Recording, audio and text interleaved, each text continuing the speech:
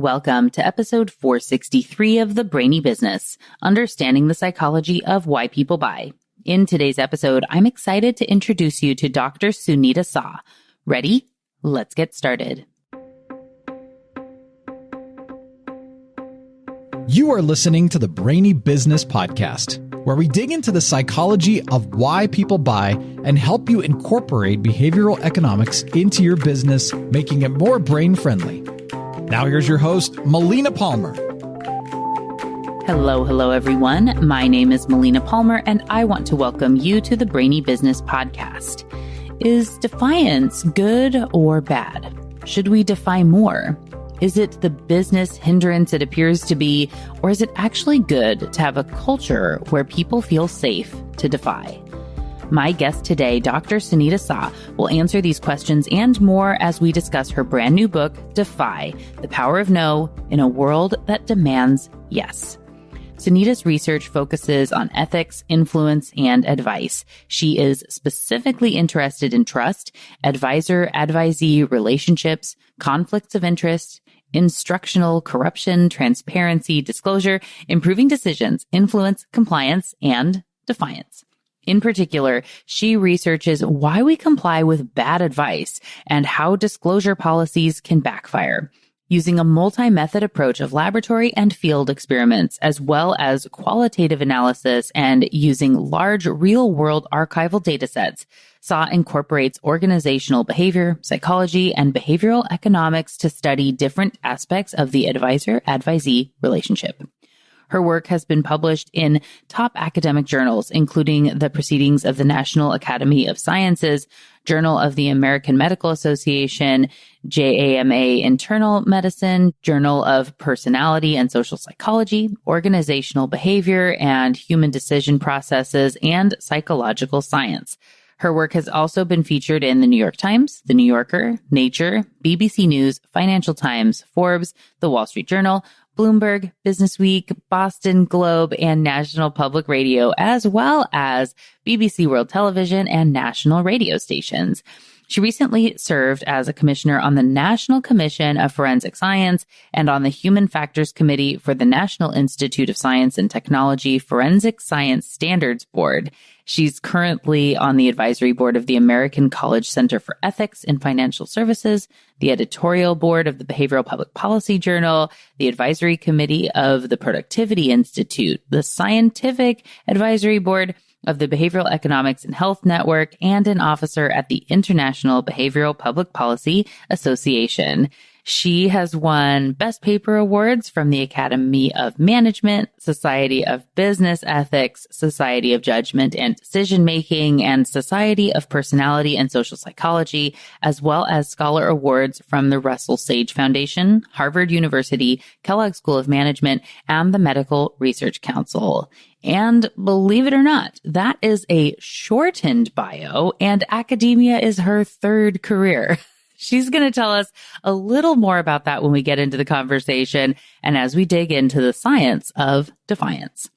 Don't forget, there are links in the show notes for my top related past episodes and books, ways to get in touch with Sunita and myself, and more. It's all within the app you're listening to and at thebrainybusiness.com/463. Now let's jump right in. Dr. Sunita Sah, welcome to the Brainy Business Podcast. It's wonderful to be here. Thank you for inviting me. Oh, of course. I am so delighted to have you here for this conversation about your fantastic new book, Defy. Before we jump fully into content from the book, can you share a little bit for everyone who doesn't know you yet about yourself and the work that you do? Absolutely. So I am a physician turned organizational psychologist. In fact, academia is now my third career. I'm happy to delve into what my previous two careers are if you're interested. But currently I am a professor at Cornell University in organizational behavior. And I teach courses between the business school and the medical school. And I do work on defiance, compliance, conflicts of interest, trust, influence, advice, and many other things related to decision making. I love the defiance, compliance, like in the sort of intersection of those two things. And I know we'll be talking about that a bit today as we go, but definitely would love to hear more about your journey. Like you said, let's talk about those first two careers and the path, get to know you a little bit better. Yes. So it's actually related to, it was all perfectly planned, Melinda, how I've ended up here. So as a child, I was actually known for being an obedient daughter and student, which is probably why I wrote this book, because I had this masterclass in being compliant. And I remember asking my dad at some point, what does my name Sunita mean? And he said, in Sanskrit, Sunita means good.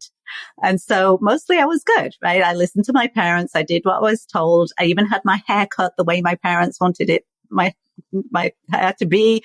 So, and these were the messages I got from parents and teachers and the community.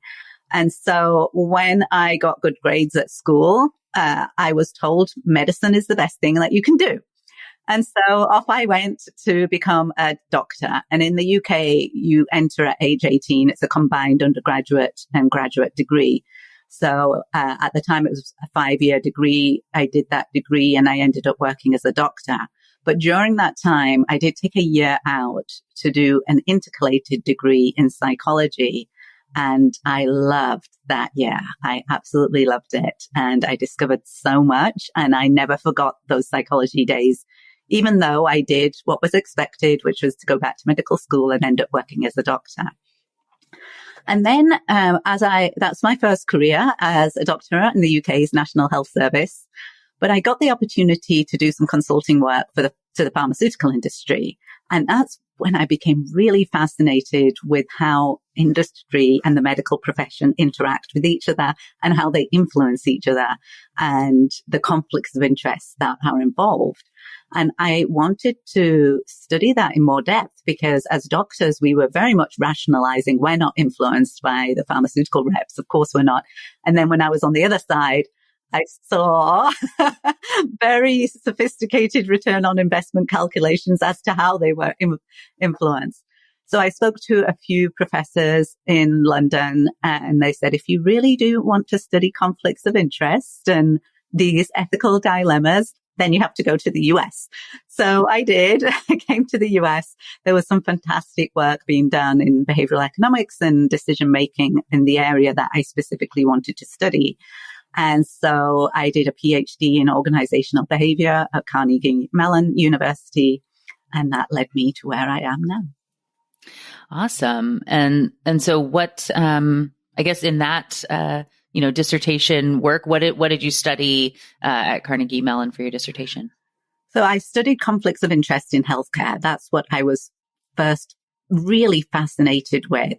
The sort of conflicts of interest and the rationalizations physicians made to accept gifts from the pharmaceutical industry. So I found that sort of sense of entitlement, especially if you remind them of their poor working conditions, but also this sense of professionalism, which I've become recently more fascinated in, that if you have a high self-concept of being a professional, you think you're not going to be influenced. And what my research shows is that actually you're more likely to accept conflicts of interest and gifts from the pharmaceutical industry because you feel so strongly you can resist the influence. And then you actually end up being more influenced and more biased, yet totally convinced that you are a professional. So that work was really fascinating. And I also, during my dissertation, I looked at some of the interventions to mitigate the effects of conflicts of interest. So if you couldn't eliminate them, the most commonly proposed solution for dealing with conflicts of interest is disclosure, transparency. And what I found when advisors disclose their conflicts of interest, and I had broadened out at this point, so it wasn't just in the medical world, but also in finance, like people were fascinated by conflicts of interest and disclosures in finance. I found some unexpected consequences of disclosing conflicts of interest. And some of the things that happen, this increased pressure to comply that we experience when we hear a conflict of interest disclosure has led to some of my work on Defiance, because I saw a couple of things. First of all, I saw how much people comply with bad advice, even obviously bad advice. And this is in the US. I conducted experiments in the US and the UK. So both countries where they rate sort of agency pretty high and a sense of individualism. And yet I was finding such high rates of compliance with obviously poor advice. And then if the advisor disclosed conflict of interest and actually admitted, hey, I've got an ulterior motive for why I'm suggesting this thing, they trust the advice less a lot of the time, which is arguably the intended purpose of the disclosure, but they end up feeling more pressure to comply. And that's because they don't want to signal that distrust to the other person. And I found myself in that situation so many times where you kind of know that the person is not trustworthy, but you don't want to insinuate or send a signal that you don't trust them. So you end up going along with it. And I call that psychological process insinuation anxiety. So it's the anxiety we feel to not give a negative signal or a negative evaluation about another person to that person. And it's a really strong aversive emotional state that we have, that we get so concerned about the relationship. And even in one-off situations with strangers, I found with my studies that we actually end up complying with them. And so that really inspired some of my work on how can we become more defiant? Because in many situations, it's actually not good to comply. In many situations, we lose something by being so good or so polite.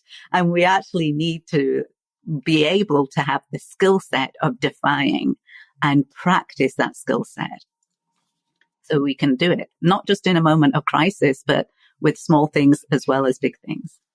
Oh, yeah, absolutely. And I'm guessing too, as everyone's listening now, you can see all the circumstances where these come up within the business space, right? So one, as we think about, sales teams, right? As you were saying, in those pharmaceutical reps as they're going out, right? So we know that there's a selling aspect and people who are buying from those who are selling to them. So there's that, consumer aspect. And also as we think about interacting with bosses that are asking us to take on projects, or someone's, a colleague or a vendor or and how we ask if someone that is our subordinate asks us for something, do we feel like we have to comply? And if they're on another team, and all the dynamics that can come into play from all of these pieces. You did such an amazing job of telling really wonderful stories throughout the book. And I loved how, you talk about your journey. And like you said, as a kid and, following the being, good girl sort of side of things, which I 1,000% relate to. Like that is kindred, in that process. I actually, in the peek behind the curtain to the type of person I was, and you can see how I think it ties into some of your background as well. When I was in high school, so senior year of high school, and a bunch of my friends were all planning to skip school toward and it was, because it's we're seniors and we get to skip and do the whole thing. And it's yeah, we're going to do this thing, right? And so it's okay, cool. And so I went and asked my mom if it would be okay. And she would write me a note to allow me to skip school with my friends. And she did. Oh. I don't think my parents would have ever agreed to that. It was late in the year and everything was already done and turned in and whatever. It was everybody's going to be doing this and leaving for the day. And I want to be able to go with them, but I don't want it to come up against me as a mark. Can we say that I won't say, I don't know, sick, or I have an appointment. I think it was, I had an appointment. Mm-hmm. Oh, you're suffering from senior writers. Right? Right. Yeah. And also but I can't break the rules. But if I have a note of permission for me to go, and I don't think anybody ended up actually skipping school, right? But she was ready for me. She was there. She made it happen. Thanks, Mom. Yeah. And it's like, but I don't want my friends to know that I had permission to leave, but I wanted to say I have an appointment. Oh, but you wanted the permission. You wanted the permission, yes. Well, I'm glad your mom knew what to prioritize in that time, right? Yeah. Yes. So we're good on that. So, but you were talking about, I would love to dig in more because you talk about these examples really well throughout the book and you, about how people feel compelled to comply when the person is there and when they ask and they disclose and those surprising results that came up from that. Can you just dig in a little bit more? Why is it that we're more biased when we think that we're really professional, we're not going to be impacted? What's some of let's get into those inner workings. Cause we know, as I had mentioned to you coming in with a show like the Brainy Business, we like to hear all the brainy, nerdy goodness. Absolutely. So I can tell you about the first time I met with a financial advisor and I experienced some of these sort of psychological processes firsthand. So I was in my first job in the first couple of months as a junior doctor, and I received an invitation to meet with a financial advisor for free at work. And I was working really long hours in those days. I would start at 8:00 in the morning. I would work all day, all night. I would be on call, which was busy, and then work all of the next day till 5:00. And then sleep and then do the whole thing again. So it was a 1 in 2 every other night I had to spend in the hospital's on-call room, which was at the top of this, old clock tower that was so cold, had dead, crunchy flies on the floor. And I was like, I need warmth. I need blankets. And when I received this invitation to meet with a financial advisor, and they were going to come to work. And I wasn't doing anything other than working and sleeping at that point in my life. I was like, yeah, sure, I'll come and see you. It's an hour off the wards. I will come and see you. And I remember that meeting so well because it was in the posh meeting room at work, as fancy as you can get in the UK's National Health Service. So it's not saying a lot, but it did have a carpet instead of the stone floors. And so I was like, ooh, a carpet and a couch. And I was like, how did I not know this room was here? And I sat down and I was on the really comfortable couch. And Dan, the financial advisor, when he arrived, he was very tall and handsome and had a big smile, very sharply dressed in a nice suit. And he spent about an hour with me talking about my extremely limited disposable income at the time. And he built up this fantastic rapport. And then he said that he recommended that I invest in a couple of funds and that he was going to write a report for me and get that report to me in a week. And all of this was for free. So I was impressed. And because I was so tired, I blurted out, what's in it for you? Right? I really could not understand, my early 20s. Why is this guy doing this? And he said, well, there's no such thing as a free lunch. And I think my eyes really widened at that point because I was getting so many free lunches from the pharmaceutical reps, and we loved them. And I was like, oh, there's no such thing as a free lunch. And I will receive some compensation if you invest in the funds that I'm recommending. So there it was. He disclosed his conflict of interest, and that disclosure then changed the dynamics of the situation because I did feel less trust in his advice, but I didn't want him to know that. I didn't want him to know that this disclosure had now corrupted this whole rapport that we had built up. So I started to feel more uncomfortable, and I just wanted to sign and say, okay, yes, I'm going to invest in these funds that you're recommending. And it's the same when I really started to study this in depth in the medical world. So if you're a patient and you're going to see your doctor, and the doctor, for example, recommends that you enter a clinical trial, but they disclose the receipt of a referral fee if you enter the trial, then prior to the disclosure, there could have been a range of reasons that you said no, right? I don't like this particular drug. It's too risky to go into a trial. I want to stick with something I've had in the past. But now that the disclosure becomes salient between you and the other person, it's more likely to be interpreted that if you reject the advice, it is because of the disclosure. And that signals distrust. It insinuates that the other person is biased by their conflict of interest and they cannot be trusted. And so we actually then feel more pressure, this social pressure to comply with disclosure rather than without disclosure. And that really undermines the purpose of disclosure in the first place if it has this unintended consequence. I was actually saved by my pager beeping at that point. And that I actually found in my experiments is a really good way. If we can get some physical distance and we don't have to make the choice in front of the advisor, if we can make the choice in private, or we have an opportunity to change our minds, then that really mitigates that social signal to the other person and we feel less pressure to comply. But without it, disclosure becomes this burden that instead of being a warning, it becomes a burden on those that it was supposed to protect, increasing the pressure to go along with and comply with what I found sometimes very bad advice. And they will even admit that the advice is bad, but they just can't say no. So having that out, what I call the power of a pause, being able to get away from the advisor and make your decision later really does help. Right.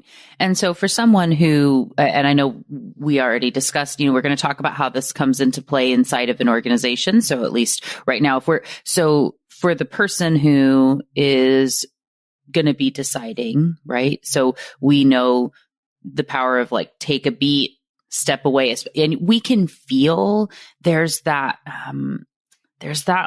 gnawing at you if you're talking about, right? Of okay, I feel like I have to say yes now, but it feels kind of weird. And I don't like it. I'm not really sure. And you feel compelled, you have to answer right then, right? That's also when people ask well, do you have an idea of the budget or can you just give me some numbers? And you feel like you have to say something because they asked, but you could just say, we have to put something together. It's okay to stand for the pause if you need one for whatever reason. And, having a plan in advance, as we know about that, hot, cold, action, empathy gap and everything, would be really helpful there. But also, like you say, for the business side, right, to say we always take a beat. There's a breather before somebody is going to accept, and you get then sent a summary email where you get to say yes or no or something. So that's my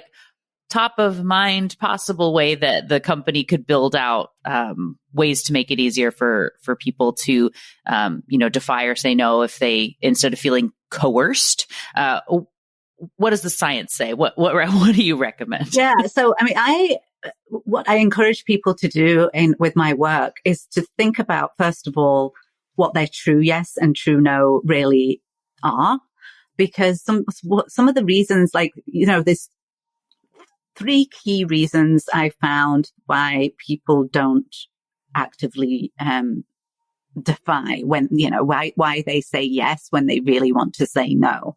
And that's because of this pressure, right? There's enormous pressure to go along with others, especially if it's your boss or authority. But I found even in one-off relationships with strangers, we still feel that pressure to go along with someone else. So that's one aspect, this social interaction. Another is that we don't actually understand what compliance and defiance are. What is a true yes? What is consent? What is dissent? And then the third one is that once we know that we want to defy, we don't know how to. What's the skill set? How can we increase our confidence and ability to defy? So if we're looking at how can we understand what compliance and defiance are, is first of all, having worked in medicine, I take the definition of informed consent in medicine, which is really helpful as an ideal, which means that if you have a patient that's consenting to something, there's got to be 5 elements present.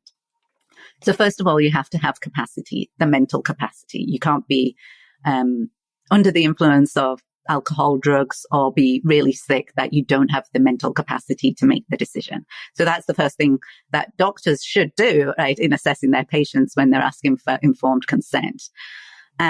Hopefully we all have the capacity within our workplaces to make an informed decision. But what the other things that we need is knowledge. So we need all the information, because if we don't have the information, then again, we can't give a true yes. But it's not just having been given the information, we must understand it.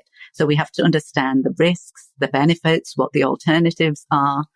And then, so that's the third element. And then we need to feel free to say no, right? We need to have that freedom in there, and workplaces should work on all these aspects, giving people information, the understanding, and giving them the freedom to say no by modeling it, by encouraging it, by not asking for a decision straight away if it's a big commitment of time. So that freedom to say no is important. And only if those four elements are there, the capacity, knowledge, understanding, freedom to say no, only then can you give the fifth element, which is your authorization for informed consent or informed refusal. And you can take that framework and apply it to any other critical decision in your life. Because if you don't have those elements, you're merely going along with something. You're merely complying with it, which is imposed by something external. It's not your true consent. It's not your true yes, that you have the full knowledge, understanding, the freedom to say no, and being able to really give like what is a true yes or a true no. Absolutely.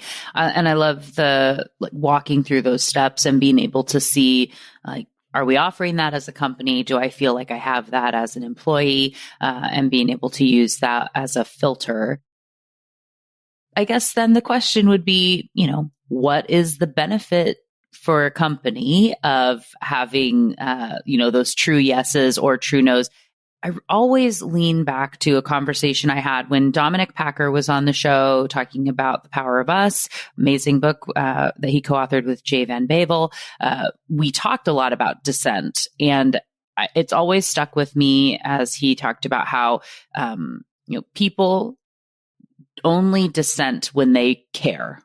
Typically, right? Like you care a lot at work to be willing to dissent.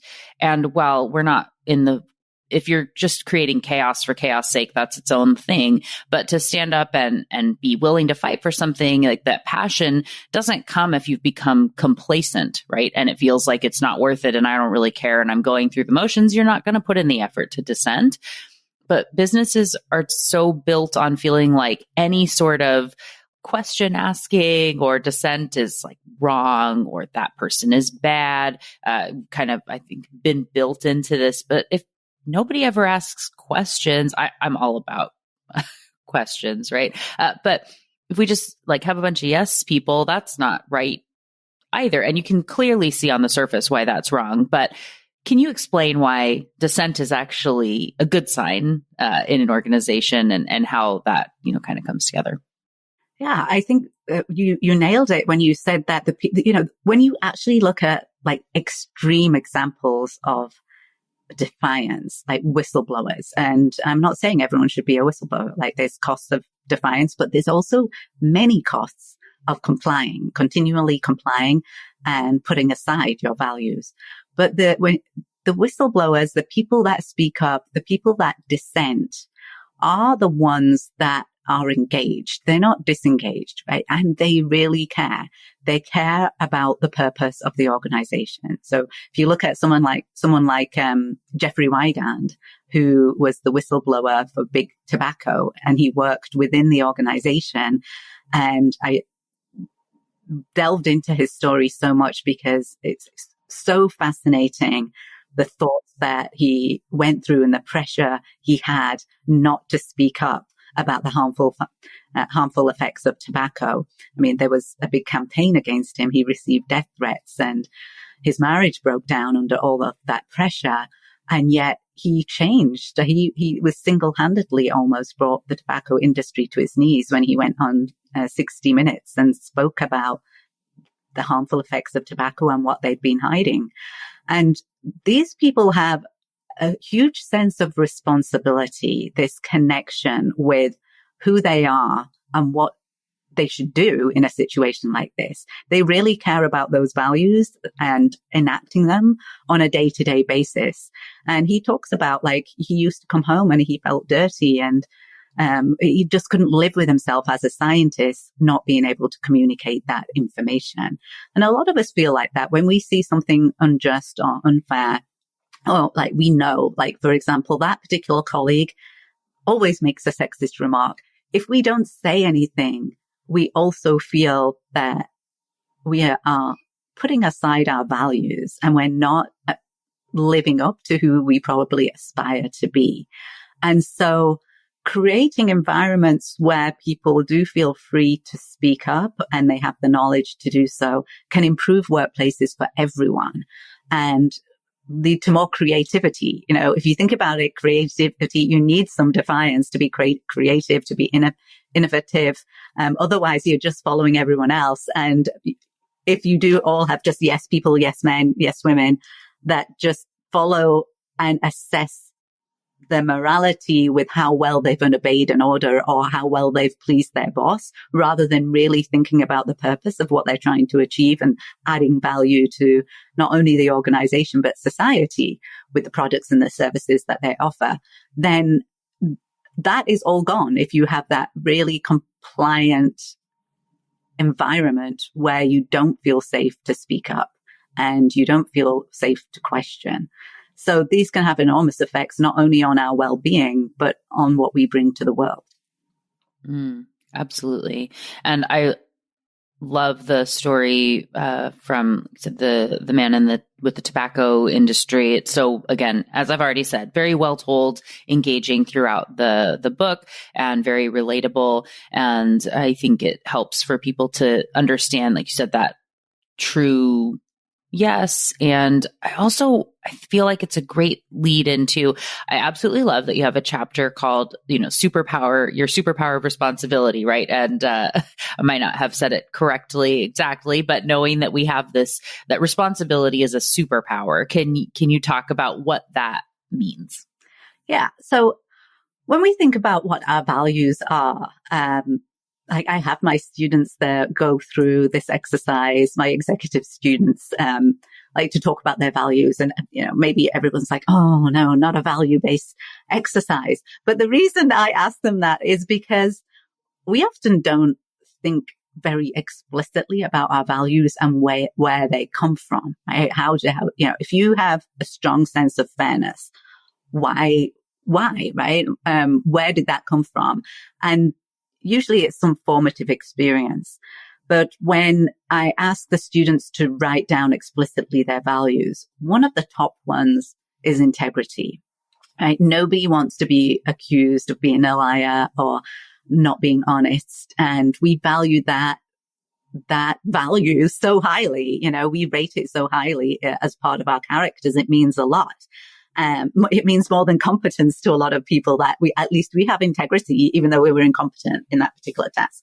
So I asked them this series of questions is that, first of all, in the classroom, rate yourself on your level of honesty relative to other people in the room. So if you think you are the most honest in the room, you should be 100. If you think you're the least honest, you should put 0. And if you think you're about average, then put 50. And guess what they say year after year after year.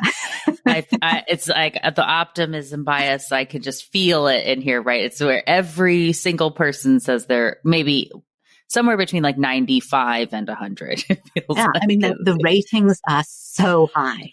And of course, like if everybody is saying that, then how can the average be 50, right? So half the class has to be below 50, but like hardly anyone says anything below 80 and nobody says they're average. Like we're not even going to get into below average, right? It's just like everybody is up here, right? This is really, really important. But then when you look at the data, and this starts from a young age. So there was a survey of over 20,000 high school students. And we were talking about you as a senior, right? So this survey of 20,000 high school students. And when you look into it, nearly 2/3 said that they had cheated on a test.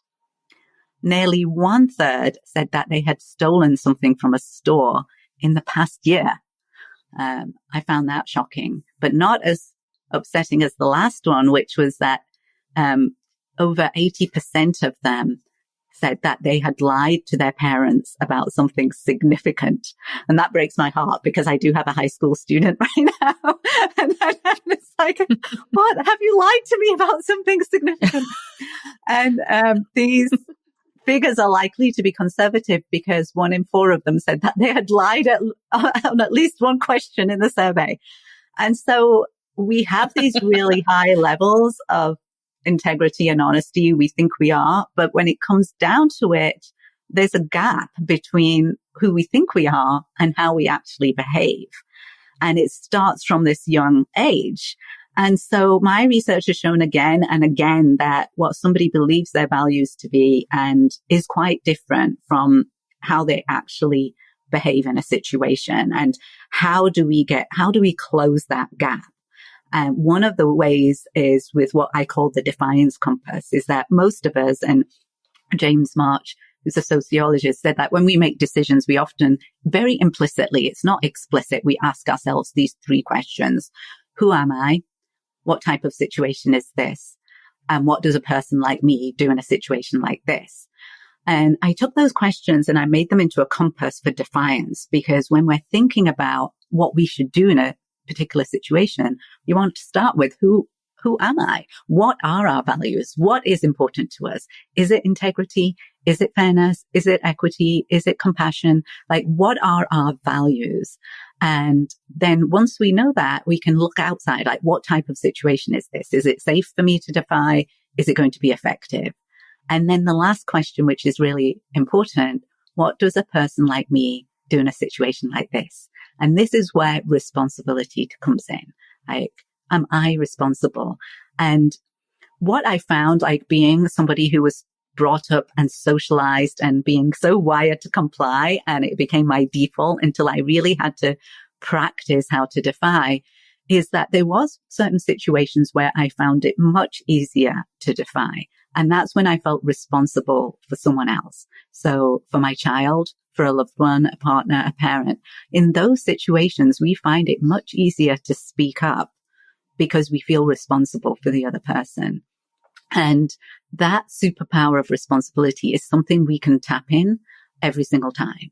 So if you hear that sexist remark, if you know something is unjust or you're being asked to do something unethical, you can connect with your responsibility and who you are, because what you do in that situation is going to affect your perception of yourself. So that's why I see it as this defiance compass. It goes round in a circle.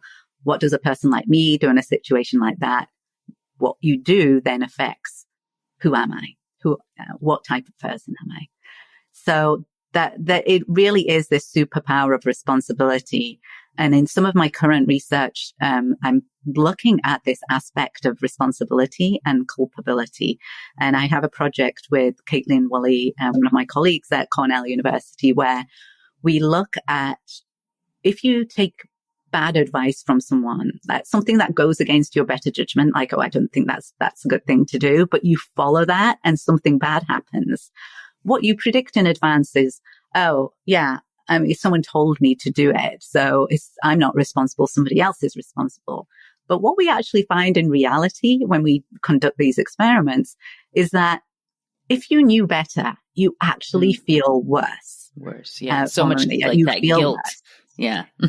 We call it the kicking yourself syndrome, that you actually feel more responsible. You blame yourself more, not the advisor, and you feel more regret.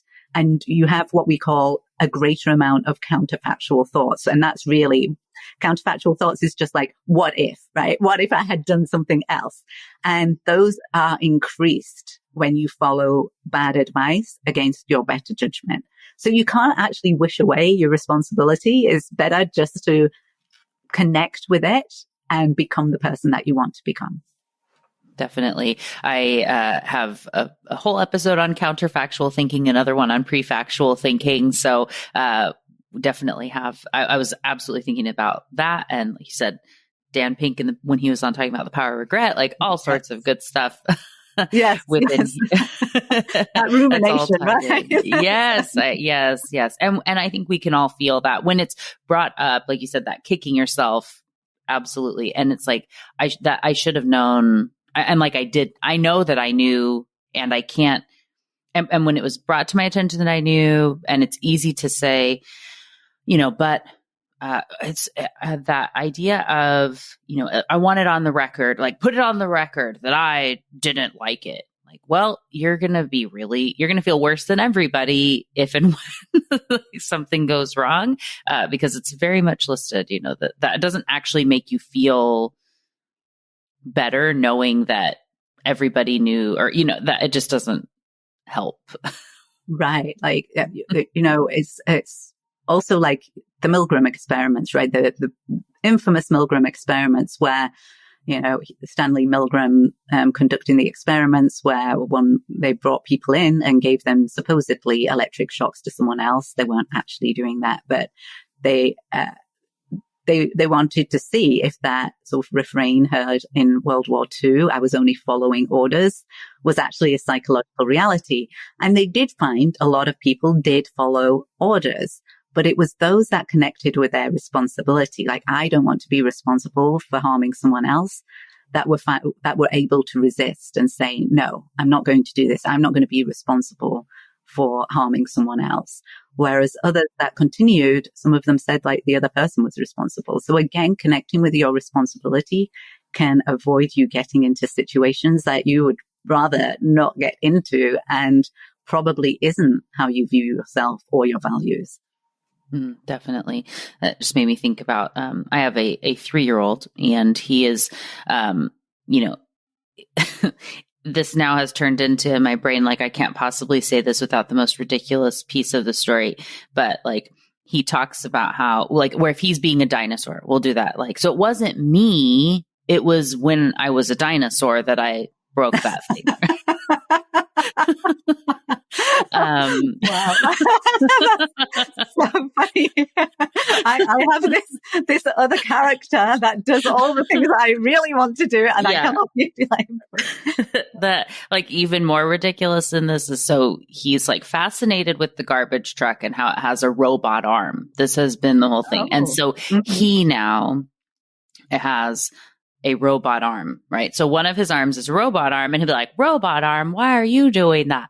And so I've had to have, and so maybe robot arm hit my sister, but it wasn't me. It was my robot arm. This is the thing so he will try. Yes, very much so. So I've been having conversations with him about like, so even if robot arm does something, Hudson will get in trouble. So Hudson responsible for the Hudson is arm. responsible. And we've been having in the, like, you can delegate the task, but not the responsibility, 3-year-olds. Like, you can't. So trying to explain that to a small child, but that definitely came to mind as that is like top of the world around here of conversations that we're having. So I love applying it to what we see around us, right? And starting young. Hey, we gotta do what we can to help with that. Well, thank you so much. As we wrap up the conversation, what last, tips, thoughts, for somebody if they're going to go do one thing in addition to getting their copy of Defy, which of course we have links in the show notes to make it easy for people. What's, a thing to start with for next best step? I think one of the biggest things to think about, especially if you had the type of upbringing that I did, or perhaps that you did, that is to first of all have this mindset shift that we often think about defiance as being loud and bold and violent or aggressive. And what I want your listeners to know is that you don't have to be a superhero. You don't have to have a strong personality. You don't have to be larger than life to incorporate defiance into your life. So it isn't just for the brave. It isn't for the extraordinary. It's available and necessary for all of us. And we can learn ways to defy that are unique to us with far less angst. And so it just starts with like looking at the situation around you and thinking, does this go against my values, right? Who is it that I want to be? And I do talk about a practice in Defiance because what I've discovered when I was first writing this book and my editor was asking me, who's like a Defiance model for you? And I didn't grow up with any particular Defiance models, but there were particular moments that I remember. And what they taught me is that Defiance is not a personality. It's a practice. It's a skill set that we can use or not use, and we can develop it. And there's many ways to develop that skill set, starting with these small acts of defiance, so you can be prepared in advance for the moment of crisis when it occurs, because you can't just will yourself to be defiant in the moment if you have not been wired that way. So you need to have this practice. And I love this quote that's often attributed to Bruce Lee, but it's actually from a Greek poet, that under distress, we don't rise to the level of our expectations, but we fall to the level of our training. And the book is, there's lots of important stories in there that hopefully will inspire people. And there's a lot of science in there, but also there's ways that you can practice and increase your confidence and ability to defy. Because when we think about what does a person like me do in a situation like that, you might connect with your responsibility, but you also need the ability and the confidence to defy. I love that. Definitely great advice for everyone moving forward, personally, professionally, all across the board. For everyone who's so excited to, connect, learn more, what's their best path to follow you and do more? Yeah. So, you can go to my website. That's sunitasah.com. That's SUN, like the sun in the sky, SUNITASAH.com.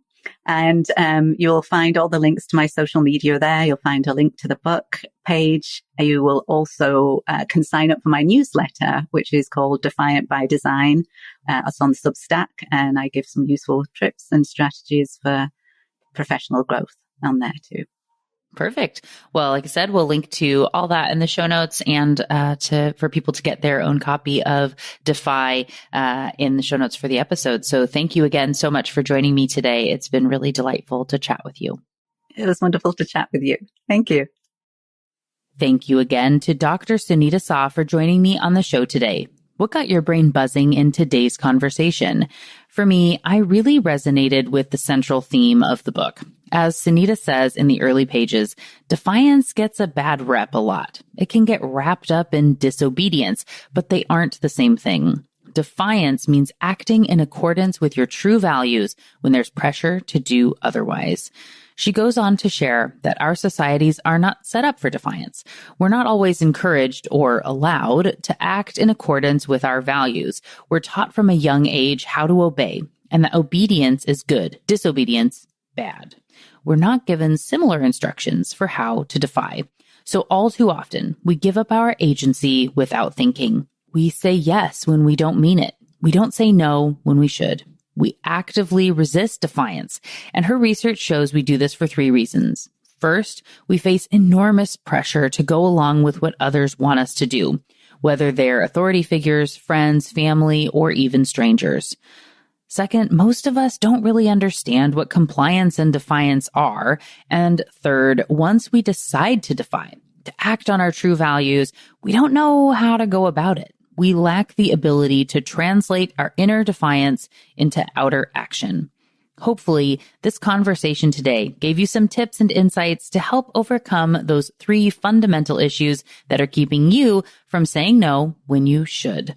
To find your true yeses and empowered nos, to leverage your superpower of responsibility, and to defy more in whatever way that means for you. And of course, to help companies see why it's important to have a culture where people are safe to defy and dissent more, and how to start making that possible. As we close out the show, don't forget about those show notes, which include links to my top related past episodes and books, including Defy, ways to get in touch with Sunita and myself, and more. It's all waiting for you in the app you're listening to and at thebrainybusiness.com/463. And thank you again to Dr. Sunita Sah for joining me on the show today. It was a delight to chat with and learn from you. Join me Tuesday for another brainy episode of the Brainy Business Podcast. It's going to be a lot of fun. You don't want to miss it. Until then, thanks again for listening and learning with me. And remember to be thoughtful. Thank you for listening to the Brainy Business Podcast. Melina offers virtual strategy sessions, workshops, and other services to help businesses be more brain-friendly. For more free resources, visit thebrainybusiness.com.